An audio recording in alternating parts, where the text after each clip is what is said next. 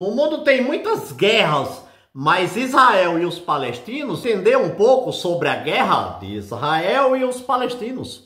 Estamos aqui acompanhando o treinamento do Exército Brasileiro, que fará uma simulação com um míssil de médio alcance. Gritos, meu Deus! Porque eles brigam tanto, porque essa influência no mundo, o mundo todo preocupado, parece ser uma das coisas mais difíceis de resolver nos tempos modernos, porque os acordos não funcionam entre eles. Vamos entender um pouco nesse vídeo, mas já deixa um like, um comentário. A guerra entre os judeus e os palestinos é um conflito complexo e multifacetado, com raízes históricas, políticas e religiosas profundas. Aqui estão alguns motivos pelos quais é difícil alcançar um acordo. Primeiro ponto principal: disputa territorial por terra, heranças. Por isso que a herança dá briga até hoje, né? A herança do povo aí, as brigas já viu. O Brasil teria munição para 2 minutos de guerra? 2 minutos? Se a gente não errar nenhum tiro e o inimigo for bem paciente, talvez.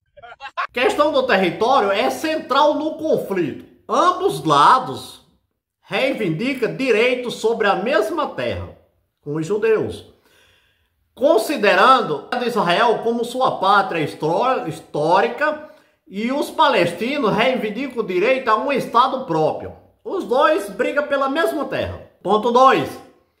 História e memória. A história do Holocausto e a perseguição dos judeus na Europa são fundamentais para a identidade israelense, enquanto os palestinos têm uma experiência de deslocamento e ocupação. 3. Religião e identidade. A religião desempenha um papel importante no conflito com Jerusalém, sendo considerada sagrada tanto para os judeus como para os muçulmanos e para os cristãos também.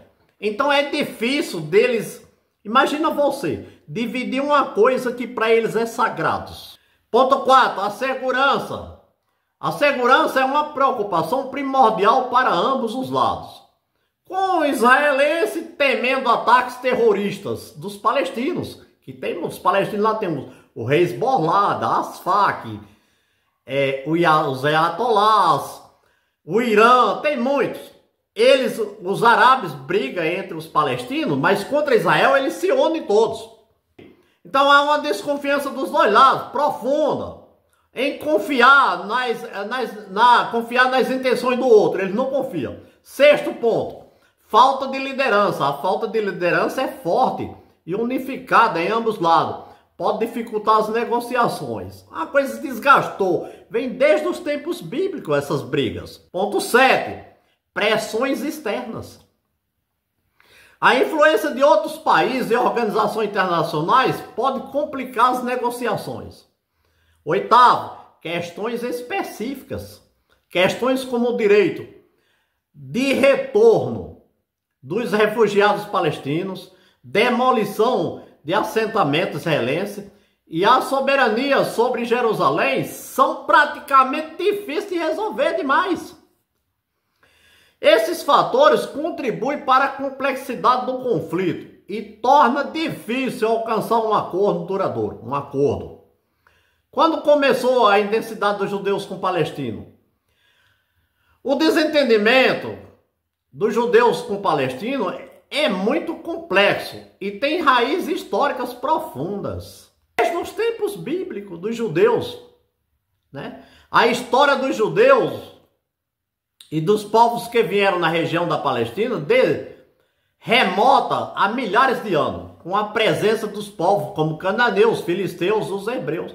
Lembrando que na Bíblia os filisteus, desde o tempo de Davi lutou contra o filisteu, Golias. Já tinha briga entre eles. Só que esses povos, eles descendem tudo de Noé. Então, descendência de Abraão, todos esses povos, mas eles brigam. Uns foi filho de Isaac, é o verdadeiro, que é a nação de Israel. De acordo com a Bíblia, os palestinos, como os árabes, são considerados descendentes de Ismael, filho de Abraão, com H, serva egípcia de Sara. Aquela história lá, que Abraão tinha muita idade, a mulher de Abraão teve uma ideia, dorme mais H, tiveram um filho que é Ismael. veio as nações dos palestinos. Aí depois que a promessa de Deus era com eles dois, eles eram um casal de idosos, Abraão e Sara. Aí veio Isaac, que foi a nação que hoje é os judeus. A Bíblia relata que Ismael foi o primeiro filho de Abraão, mas não foi considerado herdeiro da promessa de Deus, pois Isaac, filho de Abraão, com Sara foi escolhido por Deus para continuar a linhagem dos patriarcas. Ismael é considerado o ancestral dos ismaelitas, que são identificados como os árabes na tradição bíblica. Muitos palestinos reivindicam uma conexão com a linhagem de Ismael e consideram descendente dele. Aqui está a árvore genealógica. A Bíblia é relevante. Abraão, Ismael, filho de Abraão com Agar. E Isaac é filho de Abraão com Sara. Então, tanto os judeus como os palestinos são irmãos por parte de pai. Os judeus consideraram Isaac como o ancestral dos hebreus, enquanto os árabes, incluindo os palestinos, consideram Ismael como ancestral dos árabes. Falando aqui também do lado do petróleo, das influências externas de Israel, é complexo. 20% do petróleo do mundo passa pelo Estreito de Hormuz. O que é o Estreito de Hormuz? Aqui eu vou explicar. De largura. Só que a parte funda o suficiente para passagem de navios grandes é bem menor.